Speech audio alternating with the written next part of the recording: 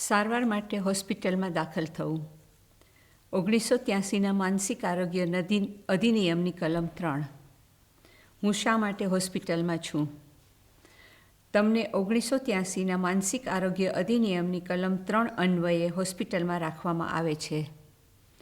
આનો અર્થ એ કે બે ડૉક્ટરોને લાગે છે કે તમે માનસિક વિકૃતિ ધરાવો છો અને તમારે હોસ્પિટલમાં દાખલ થવું જરૂરી છે, જેથી તમને સારવાર અને સંભાળ આપી શકાય. હું અહીં કેટલો સમય રહીશ? શરૂઆતમાં તમને અહીં 6 મહિના રાખવામાં આવી શકાશે, જેથી તમને જરૂરી સારવાર આપી શકાય. તમારી સંભાળ રાખનાર વ્યક્તિ, તમારા જવાબદાર ચિકિત્સક તમને કહે કે તમે બહાર જઈ શકો છો, તે સિવાય આ સમય દરમિયાન તમે હોસ્પિટલ છોડી શકશો નહીં. તમે છોડી જવાનો પ્રયત્ન કરશો તો સ્ટાફ તમને અટકાવી શકશે અને તમે છોડી જશો તો તમને પાછા લાવવામાં આવી શકાશે. પછી શું થશે? તમારા જવાબદાર ચિકિત્સકને લાગશે કે તમે હોસ્પિટલ છોડી જવા પૂરતા સારા થઈ ગયા છો, તો તેઓ તમને કહેશે. તમારા જવાબદાર ચિકિત્સક વિચારે કે તમારે 6 મહિના કરતાં વધુ લાંબો સમય હોસ્પિટલમાં રહેવું જરૂરી છે, તો તેઓ બીજા 6 મહિના અને ત્યાર પછી એકસાથે 1 વર્ષ માટે એમ તમને હોસ્પિટલમાં જેટલો સમય રાખવાના હોય તે અંગે તેનો રિન્યૂ કરાવી શકશે. દરેક મુદતને અંતે તમારા જવાબદાર ચિકિત્સક આ અંગે તમને કહેશે. મને કઈ સારવાર અપાશે? તમારા જવાબદાર ચિકિત્સક અને સ્ટાફના બીજા સભ્યોને લાગે કે તમને કોઈ પણ સારવાર જરૂરી છે, તો તેઓ અંગે તમારી સાથે વાત કરશે. મોટાભાગના કેસોમાં તમારે તેમની સલાહ લેવાની રહેશે. 3 મહિના પછી તમારી માનસિક વિકૃતિ માટે તમને આપવામાં આવી રહેલ કોઈ પણ દવા કે ઔષધ અંગે ખાસ નિયમો છે. તમે દવા કે ઔષધ ન લેવા માગો અથવા તમે એટલા બધા માંદા હોવ કે તમે તે લેવા માગો છો કે કેમ તે નક્કી ન કરી શકો, તો આ હોસ્પિટલના ન હોય એવા ડૉક્ટર તમારી મુલાકાતે આવશે. આ સ્વતંત્ર ડૉક્ટર તમારી સાથે અને તમને જાણતા હોસ્પિટલના સ્ટાફ સાથે વાત કરશે. સ્વતંત્ર ડૉક્ટર નક્કી કરશે કે તમને કોઈ દવા અને ઔષધ આપી શકાય. સંકટકાલીન સ્થિતિ હોય તે સિવાય આ જ દવા અને ઔષધો તમને તમારી સંમતિ વિના આપી શકાશે. આ સ્વતંત્ર ડૉક્ટરને SOAD બીજા અભિપ્રાય માટે નિયુક્ત ડૉક્ટર કહેવાય છે અને સ્વતંત્ર કમિશન દ્વારા તેની નિમણૂક થાય છે, જે માનસિક આરોગ્ય અધિનિયમનો કેવી રીતે ઉપયોગ થાય તેના પર દેખરેખ રાખે છે. કેટલીક ખાસ સારવારો જેવી કે ઇલેક્ટ્રોકન્વલ્સિવ ઉપચાર ECT માટે જુદા જુદા નિયમો છે. સ્ટાફને લાગે કે આ ખાસ સારવાર તમને જરૂરી છે, તો તમને નિયમો સમજાવવામાં આવશે અને અન્ય પત્રિકા આપવામાં આવશે. શું હું અપીલ કરી શકું? હા, તમે કલમ 3 હેઠળ હોસ્પિટલમાં રાખવા સામે અપીલ કરી શકો. આમ કરવા માટે તમે હોસ્પિટલ મેનેજરને તમને રજા આપવા કહી શકો. તમે આ કોઈ પણ સમયે કરી શકો. હોસ્પિટલ મેનેજરો એક ખાસ સમિતિના લોકો છે.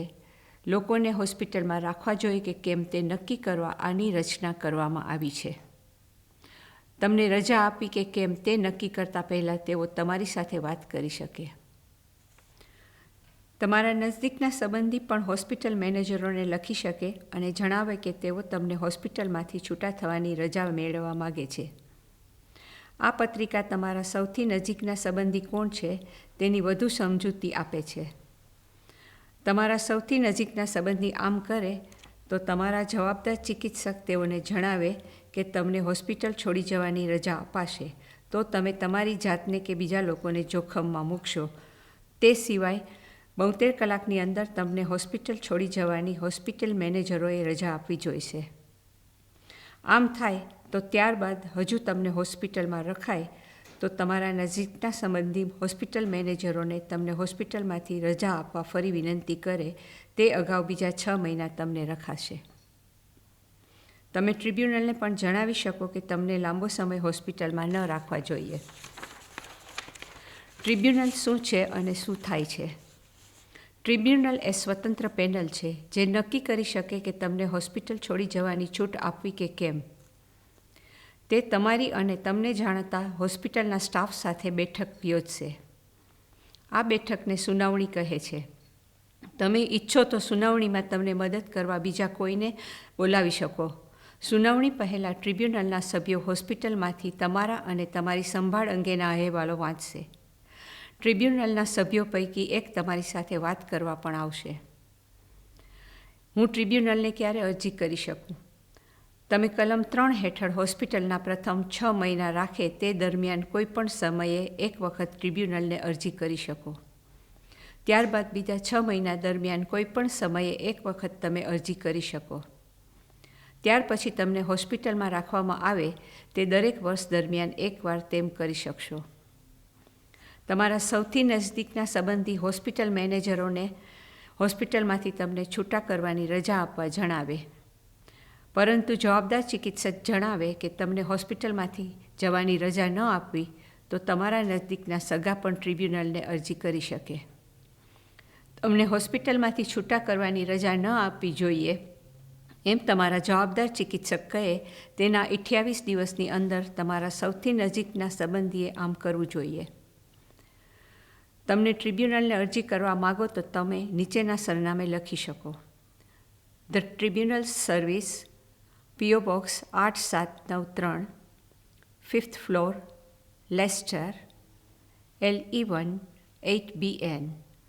ટેલિફોન નંબર છે 0845 22322022.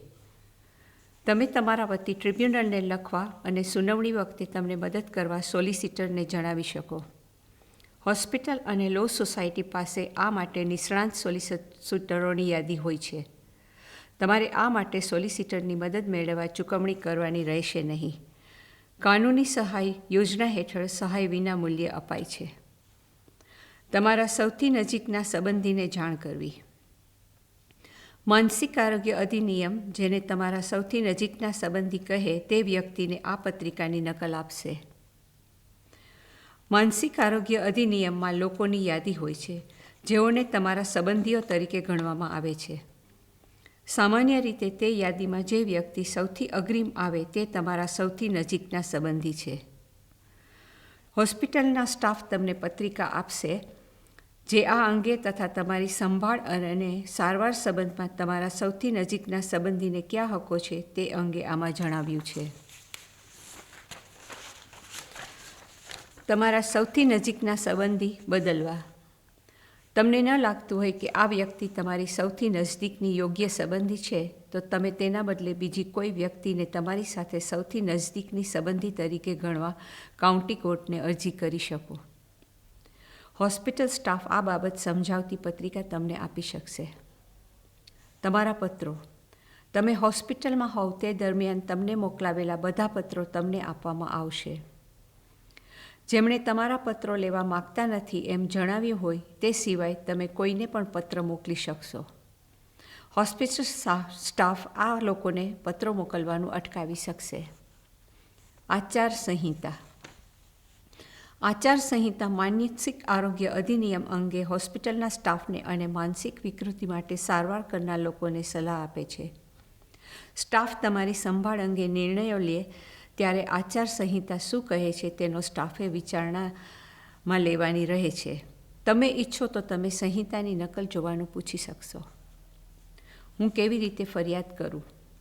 તમે હોસ્પિટલમાં તમારી સંભાળ અને સારવાર બાબત કોઈ પણ ફરિયાદ કરવા માગો તો સ્ટાફના સભ્ય સાથે વાત કરવા વિનંતી. તેઓ આ બાબતનો નિકાલ કરી શકશે.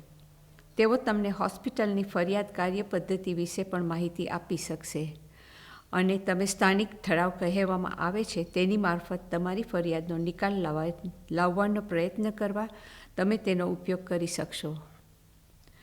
તેઓ ફરિયાદ કરવામાં તમને મદદ કરી શકે તેવા બીજા કોઈ લોકો અંગે પણ તમને જણાવી શકશે. તમને લાગે કે હોસ્પિટલની ફરિયાદ કાર્ય પદ્ધતિ તમને મદદ કરી શકશે નહીં તો તમે સ્વતંત્ર કમિશનને ફરિયાદ કરી શકો. કમિશન માનસિક આરોગ્ય અધિનિયમનો કેવી રીતે ઉપયોગ કરાય છે તેનો સાચી રીતે ઉપયોગ કરાય તેની ખાતરી કરવા અને દર્દીઓ હોસ્પિટલમાં હોય તે દરમિયાન યોગ્ય સંભાળ રાખવામાં આવે તેના પર દેખરેખ રાખે છે. કમિશન તો કેવી રીતે સંપર્ક કરવો તે સમજાવતી પત્રિકા હોસ્પિટલ સ્ટાફ તમને આપી શકશે. વધુ મદદ અને માહિતી. તમને તમારી સંભાળ અને સારવાર અંગે કોઈ વસ્તુ ન સમજાતી હોય તો સ્ટાફનો સભ્ય તમને મદદ કરવા પ્રયત્ન કરશે. આ પત્રિકામાં તમને ન સમજાય તેવી કોઈ વસ્તુ હોય અથવા આ પત્રિકામાં જેનો જવાબ ન હોય તેવા બીજા કોઈ પ્રશ્નો તમને હોય તો તે સમજાવવા સ્ટાફના સભ્યને કહેવા વિનંતી. તમારે બીજા કોઈ માટે આ પત્રિકાની નકલ જોઈતી હોય તો જણાવવા વિનંતી.